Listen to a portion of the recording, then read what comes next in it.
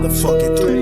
You niggas can't fuck with the M.O.B. 1, 2, motherfucking 3. You niggas can't fuck with the M.O.B.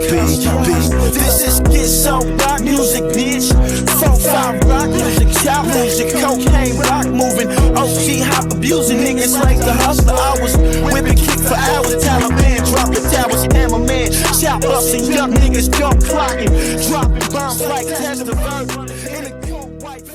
What's good with YouTube? Y'all already know Big Flocka with a convict's perspective, and I'm smashing, dashing, sliding on through with a little bit of energy. Please hit the like, subscribe, comment, and do all those things to help support this channel, and hit that bell notification for future fire content. As you guys can tell by the title and thumbnail, we're going to be talking about the Aryan Brotherhood was just recently charged with ordering the removal and death of Yogi Pinell, one of the San Quentin Six, a BGF member. Now I'm going to read as follows the indictment. Okay, Fresno. Federal prosecutors here have secured a Rico indictment against the 2 California prisoners who are allegedly responsible for the August 2015 fatal stabbing of a member of the San Quentin Six at Sacramento Prison, according to recently unsealed court records.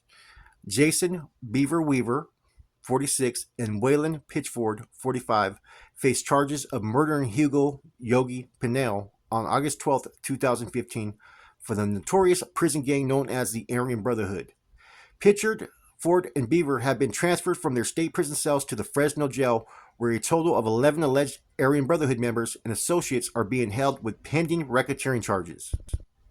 With this indictment and a related federal prosecution in Sacramento, the U.S. Attorney's Office of Eastern California has now linked the Aryan Brotherhood to 11 killings and several other alleged murder plots that were unfulfilled. Pitchford and Weaver also face charges of conspiring with gang associate Kenneth Bash to kill a man Bash suspected of being a child molester. The 11 homicides include 7 prison stabbings and 2 separate double homicides in Southern California cities of Pomona and Lomita. In both the double homicides, prosecutions allege the killers were willing to kill the victims because they promised membership into the exclusive all-white prison gang. According to a criminal complaint, Weaver attacked the 71-year-old Pinell on a California state prison Sacramento exercise yard, stabbing him 20 times while Pitchford held down his legs. The attackers were undeterred by guards tossing 2 gas grenades at them and by a 20-minute prisoner riot that began during the stabbing. Pinell, serving 6 life sentences at the time of his death, had spent decades in solitary confinement before his death. He was mired in controversy throughout his life. Decarceration activists saw him as a political prisoner and a revolutionary, while law enforcement generally viewed him as a murderer who gained notoriety through violence. In 1971, he and 5 others were implicated in the San Quentin Six escape attempt, which left 3 guards and 3 inmates dead, including George Jackson. Pinell was also convicted of murdering a guard at Soledad Prison in addition to the San Quentin escape attempt. He was also a well-known target of the Aryan Brotherhood, whose members allegedly smuggled a zip gun into Folsom State Prison in 1981 as part of an unsuccessful plot to kill him. He also withstood 2 stabbings and a homemade bomb being thrown at him, according to court records, they say. So, man, they were trying to kill Yogi for a minute. Now, this is the interesting part. His stabbing may have appeared to be an affront to a peace treaty between racial groups in prison that was struck 3 years earlier, but authorities say a late Aryan Brotherhood member, Gary Joe Littrell, was transferred from the strict confines at the Pelican Bay State Prison segregated housing unit in 2015 and made it clear to others that the hit on Pinell was still active. Now, Littrell was one of hundreds of alleged gang members who were freed from Pelican Bay due to class action federal lawsuits filed by numerous SHU residents, basically the end of all hostilities, who protested being held in a small windowless concrete cell simply because they were accused of gang memberships. Several of those who were freed are now part of the Rico prosecutions, including Aryan Brotherhood leaders who allegedly began running heroin and methamphetamine rings after returning to general population.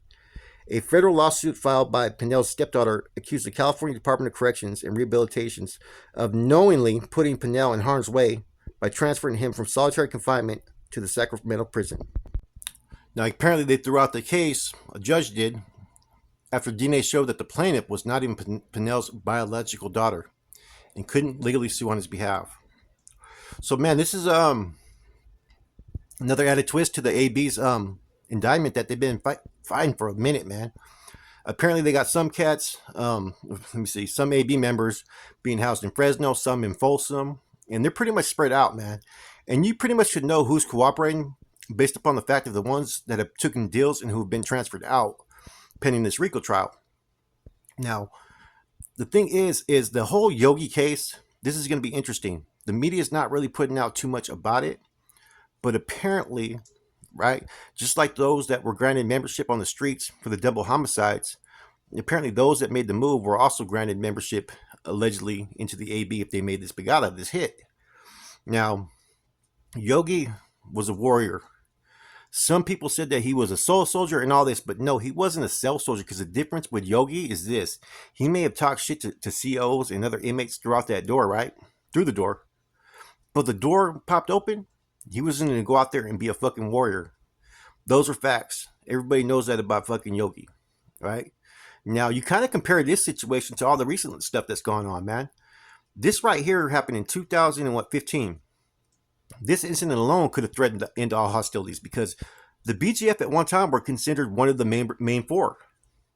Now, there was a couple riots, and a riot kicked off right there on the spot, but apparently everything has subsided since then, right? Now, think about if the same energy was fucking made into this incident that's been made into the other incident that happened in High Desert and Salinas Valley, right? I mean, Yogi's a warrior, man. He's one that fucking was back in the days, the San Quentin Six, the Soledad brothers, all that stuff, man, that's known in the history, especially within the black history behind the walls, which a lot of us are familiar with as far as being associated with North Daniels and learning some of the education through Black August. Yogi is basically a pioneer. He's recognized as one of the, basically, a treacherous leader within the BGF. You know, I get it. He's been down for like, at that time, for like, let me see, like almost 50 years. So some could say at 71, they probably outdated a little bit, out of loop, right? But at the same token, man, you gotta respect the dude, man. You know, and it's just it's a shame how they had to take him out, man. How a promise, they always promised to get him. See, that's the thing, is the AB has had a green light on Yogi for like about 40 fucking years, over 40 years.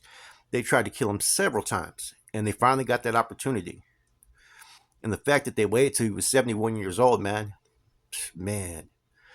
you know, it's still, like I said, man, at that age, you kind of got to respect your elders, even if they are your enemy. You know what I'm saying?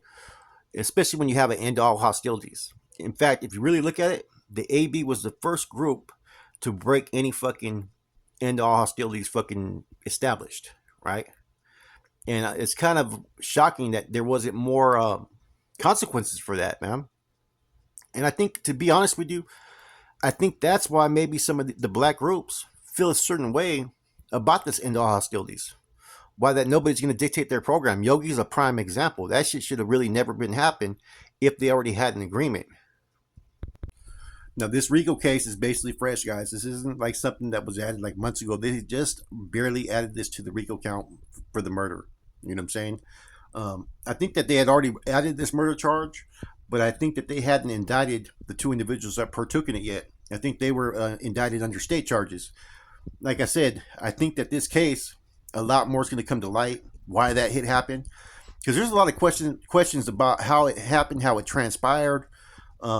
There's rumors that there was a diversion created, like an incident that happened on the other side of the yard, right? And there's also a theory that there was a wall pretty much presented to kind of conceal it, so that these future AB members were able to do what they wanted to do. Now, this AB indictment, man, is a big one, man, and it's kind of crazy how some of the charges, that they got so many different components to it. They got people out there in the streets, a female that was out there in Antioch, that was pretty much one of their main runners, allegedly, right? Then you had the four or five phones that they bought, that they had a certain person who worked for Free Staff came in and supplied, like, I think 4 or 5 phones for like 10,000, but yet those phones were fucking supplied to her or him, whoever it was, by IGI, and they already had fucking recorders in them, so they were able to record all their fucking messages, man. So I know a lot of the AB members are kind of pushing that that they're political prisoners, kind of in that situation, that they were entrapped. A lot of them feel, right? But anyways, man, this is back to really about the new indictment that's added against Yogi. Picture this, right? Yogi is in the history, right? As far as prison gangs or prison movements, he considers himself a political prisoner. This would be like an MA member killing Corny or Skip. That's how big of a hit this was. But like I said, he's 71 years old. You're no longer as nimble as you were when you were like in your 30s and 20s and 40s. You know what I'm saying? This was a whole different type of level of a man that they were able to kill. So it's not one of those ones that you look at that really carries, to me, in my eyes, any merit as a soldier, as a warrior behind the walls, because he's an old man. You know what I'm saying? You should have already respected that you guys couldn't get him all those years and let the man just do as he pleased, as he was going to do on the yard. You know what I'm saying? It's a shame that people have that much type of animosity and that much type of revenge on their mind. Yeah, they probably got some clout within the organization, probably some, bragging and boasting rights, in their own AB history. They're in the history. But at the end of the day, man, he was an old man, man. He was already past his time and his prime. It's kind of a senseless killing. And now these men are probably going to be doing the rest of their life. And, who knows what type of praise or recognition they're going to get within their own organization. Will they become targets in the feds? I don't know. The BGF and the feds are a little bit different than the state, so we'll have to see how that goes. In a lot of these cases, too, there's no determination if they're going to spread them out to the feds, right? A lot of times now they've been sentencing some people back to the state. That could possibly happen here. Who knows? We'll wait and see. But yeah, this is a news break, man. New Rico charges added. They added the killing of BGF member Yogi Pinell to the indictment. With that said, it's your boy Flacco, a convict's perspective. I'm gone. Block movement, MOB, I'm stamped approved. If you want the static, about to let this beast loose. Picking up work, kickstands in the birdie. Pushing leave it as a Chris, breaking down the wide girly. Workers for the team, running out of product early.